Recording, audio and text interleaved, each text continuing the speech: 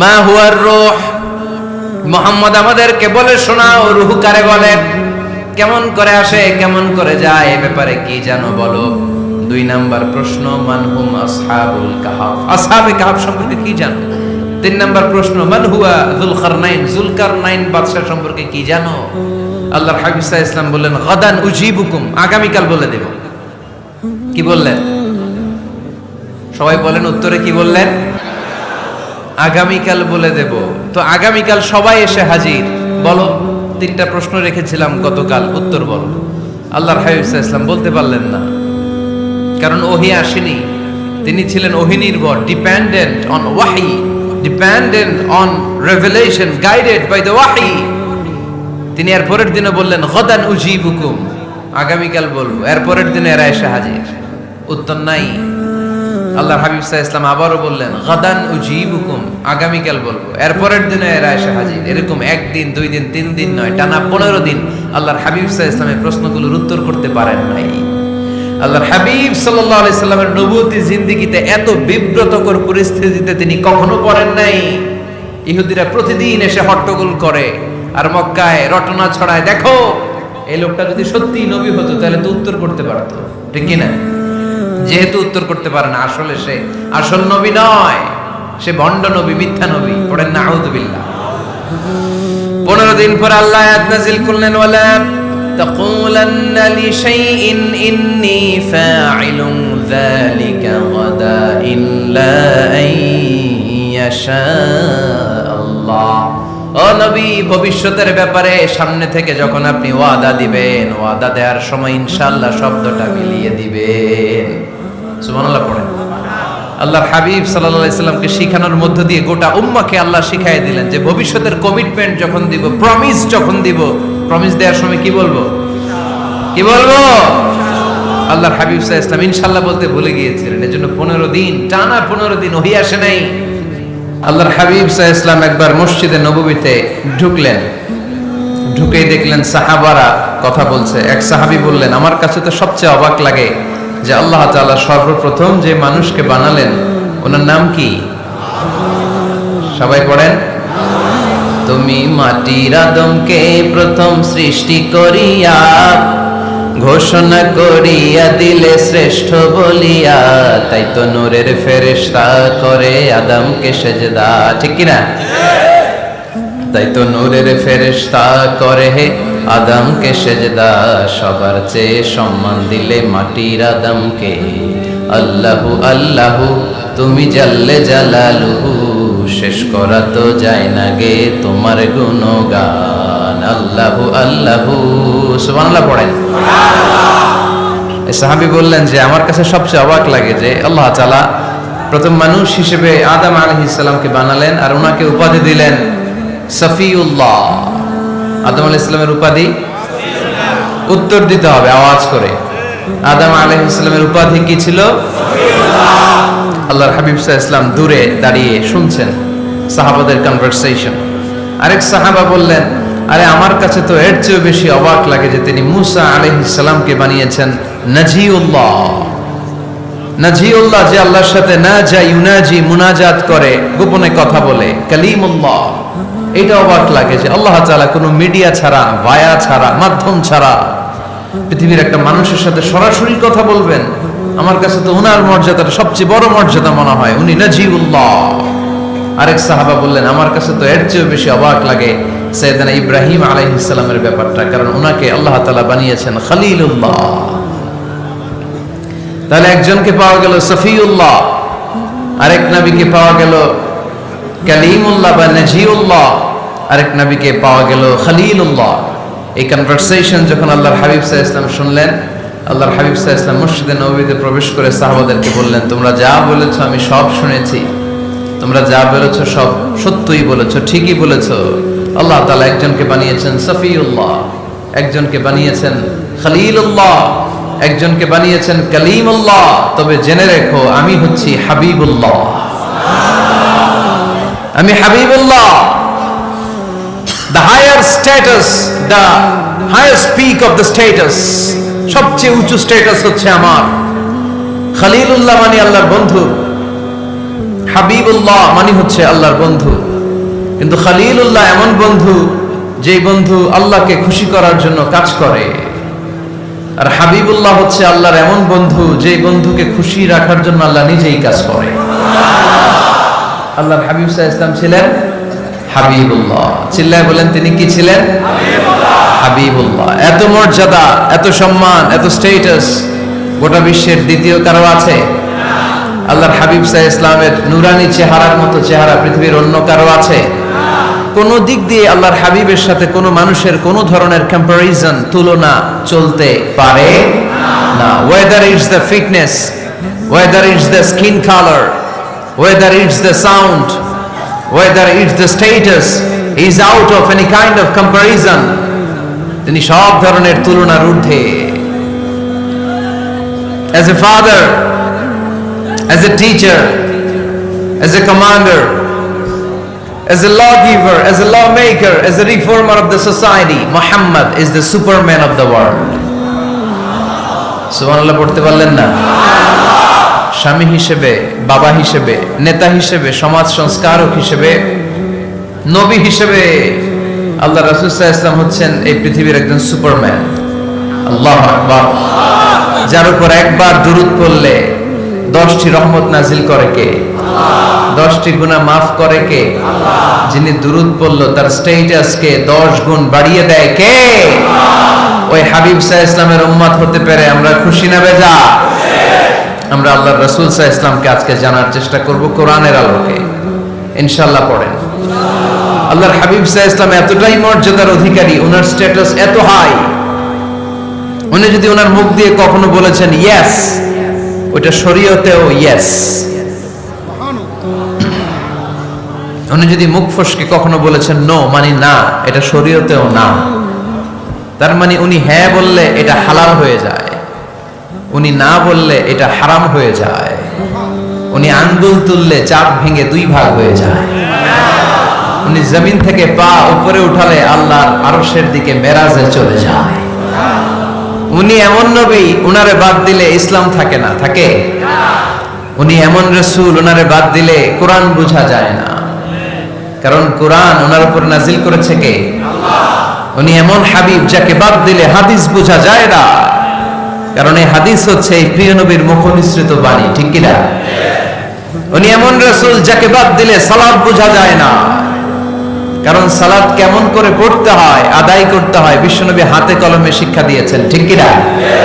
এক সাহাবী সালাত পড়ছিলেন, সালাত পড়ে আল্লাহর হাবিব সাল্লাল্লাহু আলাইহি ওয়াসাল্লামের কাছে আসলেন।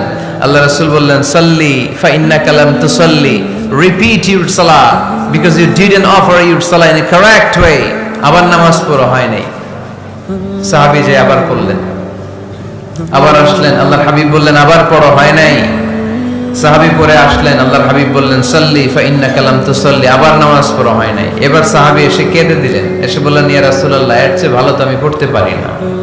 আল্লাহর হাবিব জড়িয়ে ধরলেন আর বললেন আসো শিখিয়ে দেই কেমন করে সালাত পড়বে। সালাতে কোনো তাড়াহুড়ো করবে না। রুকুতে যখন যাবে তোমার পিঠটা হবে স্ট্রেইট ফরওয়ার্ড, স্ট্রেইট ফরওয়ার্ড। রুকু থেকে সোজা হয়ে দাঁড়াবে, 2 সিজদার মাঝখানে সোজা হয়ে বসবে। সিজদায় যখন যাবে রিল্যাক্স করবে। সালাতে কি করতে হয়? রিল্যাক্স। আমার সাথে সাথে সবাই আওয়াজ করে পড়েন রিল্যাক্স। সালাতে রিল্যাক্স করবেন, আপনি তাড়াহুড়ো করতে পারবেন না। আল্লাহর হাবিব সাল্লাল্লাহু আলাইহি ওয়াসাল্লাম শিখালেন কিভাবে সালাত পড়তে হয়। তার মানে এই নবীরে বাদ দিলে সালাত বোঝা যায় না, এই নবীকে বাদ দিলে সিয়াম বোঝা যায় না। সিয়াম কেমন করে পালন করতে হয় এই নবী শিখিয়েছেন। এই নবীকে বাদ দিলে হজ বোঝা যায় না, কারণ এই হাবিব বলেছেন খুযু আন্নী মানাসিকাকুম, কেমন করে হজ করতে হয় আমার কাছ থেকে শিখে নাও। এ নবী এমন নবী, এ নবীরে বাদ দিলে জান্নাতে যাওয়া যায় না, ঠিক কি না? এজন্য এই হাবিবরে বাদ দেয়া যাবে? আল্লাহর হাবিবের চাইতে শ্রেষ্ঠ কাউরে পাওয়া যাবে? আমার নবীর চাইতে বিশ্বস্ত কেউ আছে? সে কোন বন্ধু বলো বেশি বিশ্বস্ত? সে কোন বন্ধু বলো বড় বিশ্বস্ত? কার কাছে মন খুলে দেয়া যায়, কার কাছে প্রাণ খুলে দেয়া যায়, হওয়া যায় অতি আশ্বস্ত। তার নাম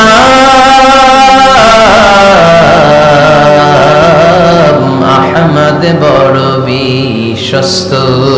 সুবহানাল্লাহ। ওনার চাইতে বিশ্বস্ত গোটা দুনিয়ায় দ্বিতীয় কাউকে খুঁজে পাওয়া যাবে। এজন্য উনি যা নিয়ে এসেছেন ওইটাই আমাদেরকে ধরতে হবে, because he is our model. তিনি আমাদের সেলিব্রিটি, তিনি আমাদের মডেল। তিনি যেমন যেমন করেছেন তেমন তেমন করলে লাভ না লস? আওয়াজ করে বলতে হবে লাভ না লস। এজন্য আল্লাহর হাবিব সাল্লাল্লাহু আলাইহি ওয়াসাল্লামের আদর্শই আমাদের আদর্শ, ঠিক কি না? আমা আতাকুমুর রাসূলু ফাখুযুহু ওয়া মা নাহাকুম আনহু ফান্তাহু। Whatever he brings with, take it. Whatever he forbids, abstain from it. তিনি যা নিয়ে এসেছেন ধরো, তিনি যা নিষেধ করেছেন ছাড়ো। পারা যাবে? আমি প্রশ্ন করি, উত্তর দেন। তিনি যা নিয়ে এসেছেন ধরো। আওয়াজ করে বলবেন, তিনি যা নিয়ে এসেছেন, তিনি যা নিষেধ করেছেন এতেই কল্যাণ, দুনিয়াতেও কল্যাণ, আখিরাতেও কল্যাণ, ঠিক কি না? যা নিয়ে এসেছেন এতে বারাকা, যা নিয়ে এসেছেন এতে কল্যাণ, যা নিয়ে এসেছেন এতে রাহমা। যেটাই নিষেধ করেছেন ওটার মধ্যে গজব, ঠিক কি না? যেটাই নিষেধ করেছেন ওটার মধ্যে ক্ষতি, যা তিনি বারণ করেছেন ওইটাতে লস। আমরা লসের খাতায় নাম তুলতে চাই না। এজন্য আল্লাহর হাবিব সাল্লাল্লাহু আলাইহি ওয়াসাল্লাম যা নিয়ে এসেছেন আমরা সেটাই ধরবো, যা থেকে তিনি বারণ করেছেন ওটা ছাড়বো। আমাদের মডেল হচ্ছে নবীরা, ঠিক কি না? নায়ক নায়িকা, গায়ক গায়িকা, ক্রিকেটার, বিজনেস ম্যাগনেট, এরা আমাদের মডেল নয়। আমাদের মডেল হচ্ছে বিশ্বনবী মুহাম্মদ সাল্লাল্লাহু আলাইহি ওয়াসাল্লাম। ইউরোপে, খোদ ইউরোপে বর্তমানে এই নামটা সবচেয়ে বেশি জনপ্রিয়, MUHAMMAD। সুবহানাল্লাহ পড়বেন না? সবচেয়ে জনপ্রিয় নাম কি? মুহাম্মদ। কারণ ইউরোপের ইয়াং সোসাইটির, মুসলিম ইয়াং সোসাইটির ছেলেরা এমন ভাবে তারা দাওয়াতি কাজ করতে শুরু করেছে, বিষ্ণু ঈসা ইসলামের নামটা গোটা ইউরোপ জুড়ে ছড়িয়ে পড়েছে। কিছু ছেলে ক্লিনলিনেস অ্যাওয়ারনেস ক্যাম্পেইন করেছে, পরিচ্ছন্নতা অভিযান। যেখানেই ময়লা ক্লিন করে, কিন্তু কোনো কথা বলে না। প্রত্যেক একটা টি শার্ট গায়ে দেয়, একটা গেঞ্জি পরে, ওই টি শার্টের পেছনে লেখা থাকে MUHAMMAD, মানে কি? মুহাম্মদ। যারাই তাদের কার্যক্রম দেখে তারা দেখে তাদের গেঞ্জির পিছনে লেখা MUHAMMAD। কি চমৎকার আইডিয়া! ইউরোপিয়ান লোকদের মাথায় চিন্তা, কারা এরা, এত ভদ্র কেন, কেন এত পরিচ্ছন্নতার অভিযান করে, আর তাদের গেঞ্জির পিছনে এই শব্দটা লেখা কেন, MUHAMMAD? Who is this? Who is this personality? We don't know anything about him. আমরা তো কিছু জানি না ওনার ব্যাপারে। Then they search in Google. তারা গুগল করে, ইন্টারনেটে সার্চ দেয়, মুহাম্মদ লিখে, ইন্টারনেট তাদেরকে মুহাম্মদ সাল্লাল্লাহু আলাইহি ওয়াসাল্লামের জীবনী দিয়ে দেয়। তারা মনের অজান্তেই বিশ্বনবীর জীবনী জেনে বিশ্বনবীর আশেক হয়ে যায়, বিশ্বনবীর প্রেমে পাগল হয়ে যায়। যাদের নসিব ভালো, অনেকে কালিমা পড়ে মুসলমান হয়ে যায়। এজন্য বিশ্বনবী সাল্লাল্লাহু আলাইহি ওয়াসাল্লাম তিনি হচ্ছেন আমাদের মডেল, ঠিক কিনা? তিনি যা এনেছেন সেটা আমরা ধরবো, তিনি যা নিষেধ করেছেন সেটা আমরা ছাড়বো। আমরা যদি আল্লাহর ভালোবাসা পেতে চাই, বিশ্বনবী সাল্লাল্লাহু আলাইহি ওয়াসাল্লামের আনুগত্যের দরকার আছে না নাই? এজন্য আল্লাহ বললেন, কুল ইন কুনতুম তুহিব্বুনাল্লাহা ফাত্তাবিউনি ইউহিব্বুকুমুল্লাহ ওয়া ইয়াগফির লাকুম যুনুবাকুম ওয়াল্লাহু গফুরুর রহিম। আল্লাহকে যে পাইতে চায়, হযরতকে ভালোবেসে আরশ কুরসি লৌহ কালম না চাইতে পেয়েছে সে। রসুল নামের রশি ধরে যেতে হবে আল্লাহর ঘরে। নদী তরঙ্গে যে পড়েছে ভাই দরিয়াতে সে আপনি মেশে। হযরতের অনুসরণে আরশ কুরসি লৌহ কালাম না চাইতে পেয়েছে সে। সুবহানাল্লাহ পড়ে। এজন্য আল্লাহর হাবিব সাল্লাল্লাহু আলাইহি ওয়াসাল্লামের ভালোবাসা আমাদের অন্তরে থাকার দরকার আছে না নাই? আনুগত্যের দরকার আছে না নাই? তাহলে আল্লাহর ভালোবাসা পাওয়া যাবে, ঠিক কি না? আজকে আমরা কোরআনের আলোকে আল্লাহর হাবিব সাল্লাল্লাহু আলাইহি ওয়াসাল্লামকে চিনব। আমরা কোরআন থেকে জানার চেষ্টা করব তিনি কেমন ছিলেন, কেমন ছিলেন আমার প্রিয় রাসূল। কোরআনুল কারীম থেকে যদি আমরা বিষ্ণু ঈসা ইসলামের পরিচয় জানতে চাই, কোরআন সর্বপ্রথম আল্লাহর হাবিবের যে পরিচয়টা আমাদেরকে দিবে, কোরআন বলবে তিনি হচ্ছেন রাসূলুল্লাহ। আমাদের প্রিয় নবীর সবচেয়ে বড় টাইটেলের নাম কি? রাসূলুল্লাহ। সবাই আওয়াজ করে পড়বেন, টাইটেলটার নাম কি? পৃথিবীতে এর চেয়ে বড় টাইটেল আছে? এমপি বলেন, মন্ত্রী বলেন, যাই বলেন না কেন, ধনকুবের বলেন, রাসূলুল্লাহর উপরে কোনো টাইটেল নাই, ঠিক কিনা? কেউ চাইলেই রাসূলুল্লাহ হতে পারে না, হতে পারে? আমরা সবাই মিলে যদি একজনের ভোট দেই, উনি তো রাসূল হয়ে যাবে, তাই না? হবে না?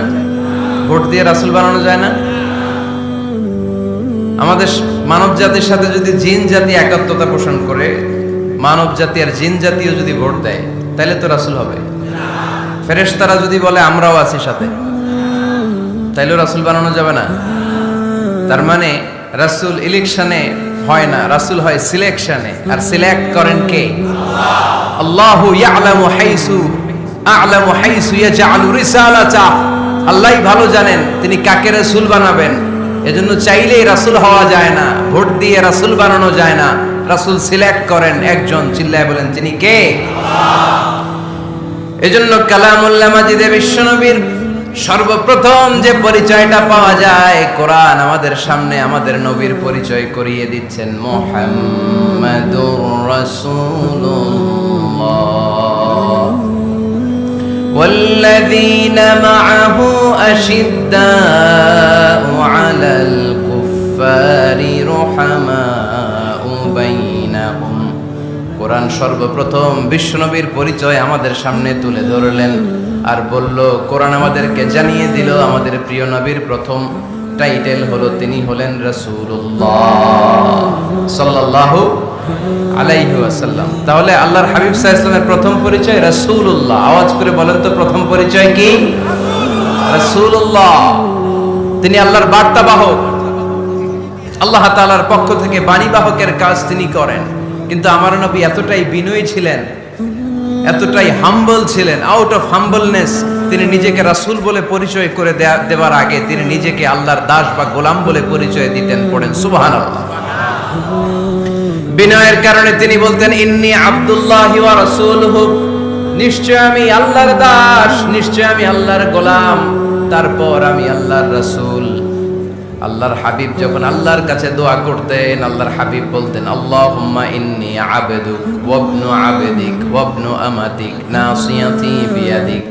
আল্লাহর হাবিব বলছেন, আল্লাহ আমি আপনার গোলাম, শুধু আমি আপনার গোলাম নয়, আমি গোলামের ঘরের গোলাম। আল্লাহু আকবার। আমার বাবা আব্দুল্লাহ আপনার গোলাম, আমার দাদা আব্দুল মুত্তালিব আপনার গোলাম, আমার দাদার বাবা তিনিও আপনার গোলাম, আমার মা হলো আপনার বান্দি। সুবহানাল্লাহ পড়েন। তাহলে তিনি রাসূল হওয়ার পরেও তিনি নিজেকে গোলাম বলে পরিচয় দিতেন, দাস বলে পরিচয় দিতেন।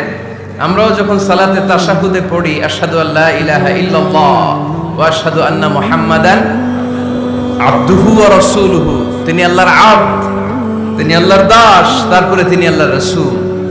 বিনয়ের কারণে আল্লাহর হাবিব সাল্লাল্লাহু আলাইহি ওয়াসাল্লাম পরে রাসূল হিসেবে পরিচয়টা পেশ করতেন। আগে বলতেন আমি আল্লাহর গোলাম, আমি আল্লাহর। তিনি দোয়া করতেন, আল্লাহ আমি আপনার গোলাম, গোলামের ঘরের গোলাম, বান্দির ঘরের গোলাম। আল্লাহ আমার মাথার চুলের ঝুঁটি আপনার হাতের মুঠোয়, আপনি যেদিকে টান দিবেন আমি ওদিকে যেতে বাধ্য। আপনি ডানে টানলে আমি ডানে যাই, আপনি বায়ে টানলে আমি বায়ে যাই, যেখানে নেবেন আমি ওখানেই যেতে বাধ্য, ঠিক কি না? আউট অফ হাম্বলনেস, বিনয়ের কারণে। কি বিনয়ী ছিলেন বিষ্ণু ঈসা আলাইহিস সালাম। তিনি আল্লাহর রাসূল, তারপরেও তিনি পরিচয় দিতেন, আল্লাহ আমি আপনার গোলাম। আওয়াজ করে পড়েন সুবহানাল্লাহ। তাহলে প্রথম যে পরিচয় কোরআন আমাদেরকে দিল সেটা হচ্ছে আমাদের প্রিয় নবী ছিলেন রাসূলুল্লাহ।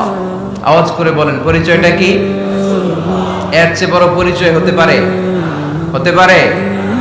দ্বিতীয় পর্যায়ে কোরআন আমাদেরকে জানাচ্ছে যে তিনি শুধু রাসূলুল্লাহই নয়, তিনি শুধু আল্লাহর রাসূলই নন, তিনি হচ্ছেন শেষ রাসূল, তিনি হচ্ছেন শেষ নবী, তিনি খাতামুন নবিয়্যিন। ওনার পরে আর কোন নবী আসবে? চিল্লায় বলেন। এই হায়দারগঞ্জের একজন যদি ঘোষণা দেয় আমি নবী, কি করবেন? ওই একজনকে মায়ের কারে কয়, হ্যাঁ কি করবেন আপনারা? কি করবা? মায়ের আইজো মায়ের কাইলো মায়ের, মায়ের উপরে ওষুধ নাই, ঠিক কিনা?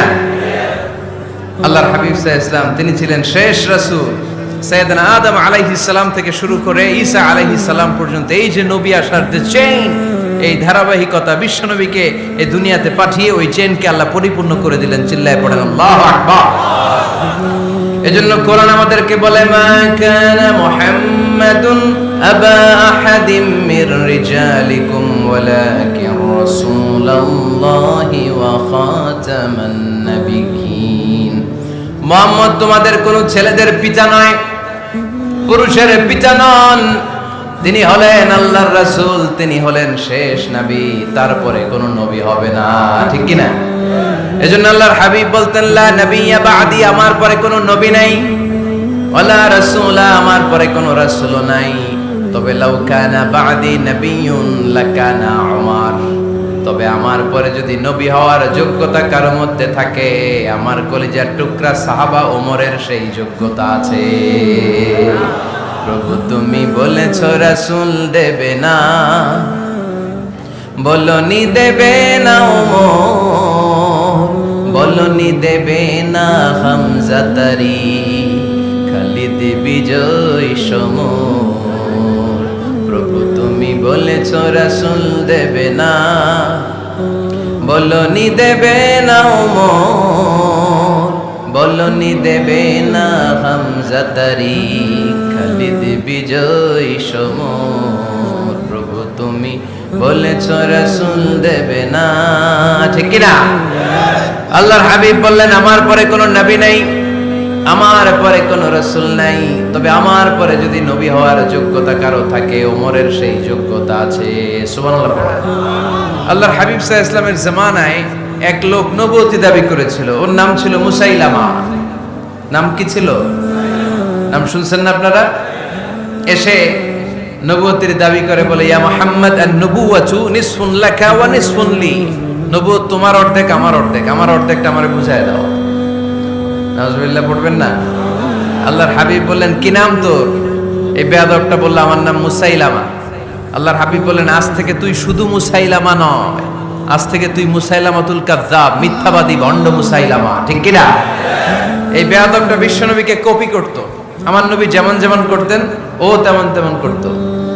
আল্লাহর হাবিব সাল্লাল্লাহু আলাইহি ওয়াসাল্লাম মদিনার নবজাতক শিশুদের মাথায় হাত বুলিয়ে দিলে বাচ্চাদের মাথার চুল বড় হয়ে যেত। এই বেয়াদবটাও কপি করে অনুকরণ করে তার এলাকায় নবজাতক বাচ্চাদের মাথায় হাত বুলিয়ে দিত, কিন্তু চুল বড় হওয়া তো দূরের কথা, যেই বাচ্চার মাথার তালুর মধ্যে এই বেয়াদবের হাত লাগছে ওই বাচ্চাগুলোর মাথা আজীবন ছিল টাক মাথা, কোনো চুলই গজায় নাই। আল্লাহর হাবিব সাল্লাল্লাহু আলাইহি ওয়াসাল্লাম লোনা পানির কুয়ার ভেতরে কুলি করে ফেলে দিলে ওই কুয়ার পানি মিঠা পানির কুয়ায় পরিণত হয়ে যেত। আর এই বেয়াদব মিঠা পানির কুয়ার মধ্যে কুলি ফেললে ওটা লোনা পানির কুয়া হয়ে যেত। আল্লাহর হাবিব সাল্লাল্লাহু আলাইহি ওয়াসাল্লাম দোয়া পড়ে গাছের মধ্যে ফু দিলে গাছের ফলনে বাম্পার ফলন হতো, আর এই বেয়াদব কোন গাছের মধ্যে ধরলে মুহূর্তের মধ্যে ওই গাছ মরে যেত। তার মানে নবীর সাথে বেয়াদবি করেছে, ঠিক কি না? আল্লাহর হাবিব সাল্লাল্লাহু আলাইহি ওয়াসাল্লামের পরে আর কোন নবী আছে? মির্জা গোলাম আহমদ কাদিয়ানী নাম শুনছেন? শোনেন নাই? কে কে হাত তোলেন তো। সবাই শুনছেন? এই বেয়াদবটাও কাদিয়ান এলাকার লোক, সেও নবুয়তের দাবি করেছিল, কিন্তু তার পরিণাম ভালো হয় নাই, ঠিক কিনা? নবীরা পবিত্র, নবীরা যেই জায়গাটায় মারা যায় ওই জায়গাটাও পবিত্র, কিন্তু এই বেয়াদবটা মারা গেছে টয়লেটের ভিতরে, টয়লেটের টাঙ্কি ভেঙে পায়খানার গোডাউনের ভিতরে পড়ছে। পায়খানা খাইতে খাইতে পেটটা হয়ে গেছে এত বড়, মেথর এনে শিকল দিয়ে বেঁধে টেনে হিচড়ে একে উপরে ওঠানো লাগছে। এগুলো প্রমাণ করে আল্লাহর হাবিব সাল্লাল্লাহু আলাইহি ইসলামের পরে কেউ যদি নবুয়তির দাবি করে তার পরিণাম ভালো হয় না। চিল্লায় বলেন ঠিক কিনা? এজন্য সহিহ মুসলিমের বর্ণনা, আল্লাহর নবী বললেন, মাসালি ওয়া মাসালুল আমবিয়াই মিন ক্বাবলি কামাসালি রাজুলিন বানা বাইতান, আমার দৃষ্টান্ত আর আমার আগের নবীদের দৃষ্টান্ত ওই ব্যক্তির মতো যেই ব্যক্তি একটা ঘর বানিয়েছে। কি বানিয়েছে? খেয়াল করে শুনবেন, আল্লাহর হাবিব বললেন আমার দৃষ্টান্ত আর আগের সব নবীদের দৃষ্টান্ত হচ্ছে ওই ব্যক্তির মতো যে ব্যক্তি একটা ঘর বানিয়েছে, যে ঘরটা অনেক সুন্দর করে সে ডিজাইন করেছে। ঘরের ডানে বায়ে উপরে নিচে সামনে পেছনে এত সুন্দর ডিজাইন, নিখুঁত, খুঁত ধরার মতো কোনো জায়গা নাই। লোকজন এসে যারাই ঘরটা দেখে সবাই বলে বাহ বাহ, কি বলে, এত সুন্দর ঘর আমরা দেখি নাই। তবে একটা জায়গায় একটা ভুল ছিল, একটা জায়গায় একটা খুঁত ছিল। ঘরের একটা ওয়ালে ইটের গাঁথনির জায়গাটাতে এক জায়গায় একটা ইটা কম ছিল। কি কম ছিল? ইটা কম ছিল। সবাই বললো তোমার ঘরটা অনেক সুন্দর, এক জায়গায় একটু সমস্যা, দেয়ালের গাঁথনিতে একটা ইটা নাই। বিশ্বনবী সাল্লাল্লাহু আলাইহি সাল্লাম বলেন, ফা আনাল লাবিনা ওয়া আনা খাতামুন নাবিয়িন, আমি হচ্ছি সেই ইটা। আমাকে যখন আল্লাহ তাআলা ওই জায়গায় গ্যাপ পূরণের জন্য রেখে দিল, গোটা বিশ্বটা উজালা হয়ে গেল, নবুয়তের মালাটা পরিপূর্ণ হয়ে গেল। ফা আনাল লাবিনা ওয়া আনা খাতামুন নাবিয়িন, আমি হলাম সেই ইটা। আমাকে যখন আল্লাহ তাআলা দুনিয়ায় পাঠালেন, গোটা দুনিয়াটারে আলোকিত করে দিল কে?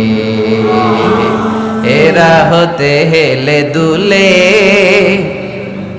নুরানি তনু ওকে আসে হায়, সারা দুনিয়ার হেরে মেরে পর্দা খুলে খুলে যায়। সে যে আমার কামলিওয়ালা কামলিওয়ালা, সে যে আমার কামলিওয়ালা কামলিওয়ালা। তার ভাবে বিভোল রাঙ্গা পায়ের তলে, পর্বত জঙ্গল টল মল টলে, খুরমা খেজুর বাদাম জাফরানি ফুল ঝরে ঝরে যায়। সে যে আমার কামলিওয়ালা কামলিওয়ালা। সুবহানাল্লাহ পড়েন। এজন্য আল্লাহর হাবিব বলতেন, আমি শেষ নবী, আমি শেষ রাসূল, আমার পরে কোনো রাসূল নাই, আমি হলাম খাতামুন নাবিয়িন। সুবহানাল্লাহ পড়েন। তাহলে কোরআন সর্বপ্রথম আল্লাহর হাবিবের যে পরিচয়টা দিল সেটা হচ্ছে আল্লাহর হাবিব হচ্ছেন রাসূলুল্লাহ। আওয়াজ করে বলেন তো, তিনি কি ছিলেন? আল্লাহ রাসূল ছিলেন। দ্বিতীয় যে পরিচয়টা কোরআন আমাদেরকে দেয় সেটা হচ্ছে তিনি যেন তেন রাসূল নন, তিনি হচ্ছেন শেষ রাসূল, শেষ নবী, খাতামুন নাবিয়িন। তার মানে আমার নবীর পরে আর কোন নবী পৃথিবীতে আসবে। তিন নাম্বার কোরআন যে পরিচয়টা আল্লাহর হাবিবের আমাদের সামনে তুলে ধরেছে সেটা হচ্ছে তিনি রাসূল ছিলেন, শেষ রাসূল ছিলেন, তবে তিনি মানুষ ছিলেন। তিনি কি ছিলেন? আওয়াজ করে বলেন। আমার নবী কি জিন ছিল? ফেরেশতা ছিল না? কি ছিল? আওয়াজ করে বলেন, কি ছিল? তিনি মানুষ ছিলেন, তবে যেন তেন মানুষ নন, অসাধারণ মানুষ। কেমন মানুষ? তিনি মানব, সাধারণ মানব নন, তিনি মহামানব। অনেকে বলে ইউসুফ আলাইহিস সালাম নবীদের মধ্যে সবচাইতে সুন্দর নবী ছিলেন, বলে না অনেকে? শোনেন নাই আপনারা? এটা ঠিক, উনি অনেক সুন্দর ছিলেন, কিন্তু আমার নবীর চাইতে বেশি সুন্দর। আল্লাহর হাবিব বলতেন, আনা মালিহুন ওয়া আখি ইউসুফু সাবিহুন, মানে আমি হচ্ছি মালিহ, লাবণ্যময় সুন্দর, আর আমার ভাই ইউসুফ হচ্ছে সাদা সুন্দর। একদিকে লাবণ্যময় সুন্দর, আরেকদিকে সাদা সুন্দর, কোনটার দাম বেশি? চিল্লায় বলতে হবে কোনটা? আল্লাহর হাবিব ছিলেন মালিহ। মালিহ শব্দটা এসেছে মিলহন থেকে। মিলহন মানে লবণ, মিলহন মানে কি? লবণ। লবণ থেকে লাবণ্যময়। আল্লাহর হাবিব ছিলেন মালিহ, এত সুন্দর ছিলেন। আম্মা জান আয়েশা যখন শুনলেন ওয়াকাত্তা'না আইদিয়াহুন, মিশরের নারীরা বুর্তুকাল কাটতে যে, লেবু কাটতে যে, কমলা লেবু কাটতে যে, সাইয়েদনা ইউসুফ আলাইহিস সালামকে যখন দেখলেন, আল্লাহর নবী ইউসুফ আলাইহিস সালামের চেহারার মাধুর্যতা এত সুন্দর ছিল, এত চমৎকার চেহারার গ্ল্যান্স, এটা দেখে মিশরের নারীরা লেবু কাটতে যে আঙ্গুল কেটে ফেলেছিল। আল্লাহর কোরআন সাক্ষী। সুবহানাল্লাহ পড়ে। এই ঘটনা যখন আম্মা জান আয়েশা রাদিয়াল্লাহু তাআলা আনহা শুনলেন, তিনি বললেন, ও মিশরের নারীরা, তোমরা ইউসুফ নবীর সৌন্দর্য দেখে লেবু কাটতে যে আঙ্গুল কেটেছো, আমার স্বামী বিশ্বনবী মুহাম্মদ সাল্লাল্লাহু আলাইহি ওয়াসাল্লামের চেহারা যদি দেখতা তাহলে লেবু কাটতে যে আঙ্গুল নয় কলিজাটা কেটে টুকরা টুকরা করে দিতাম। আবার আম্মা জান আয়েশা বলেন, তোমাদের জন্য একটা সূর্য আছে, আমার জন্য একটা সূর্য আছে। তোমাদের সূর্য আমার সূর্যের মতো নয়, আমার সূর্যটাও তোমাদের সূর্যের মতো নয়। তোমাদের সূর্যটা প্রতিদিন সকালবেলা পূব আকাশে উদিত হয়ে গোটা বিশ্বটারে আলোকিত করে ফেলে, কিন্তু আমার সূর্যটা সকালবেলা উদিত হয় না। সাল্লাল্লাহু আলাইহি ওয়াসাল্লাম তিনি মানুষ ছিলেন, তবে সাধারণ মানুষ নন, অসাধারণ মানুষ। নবী ছিলেন, যেন যেন নবী নন, মহানবী, মানব কিন্তু মহামানব, ঠিক কিনা? এজন্য কোরআন আমাদেরকে জানিয়ে দেয়, কুল ইন্নামা আনা বাশারুম মিসলুকুম ইউহা ইলাইয়া আন্নামা ইলাহুকুম ইলাহুন ওয়াহিদ। ও নবী, আপনি বলে দেন, নিশ্চয় আমি তোমাদের মতোই মানুষ, কিন্তু আমার কাছে ওহী আসে, তোমাদের কাছে আসে না, ঠিক কিনা? মানুষ কোন সেন্সে?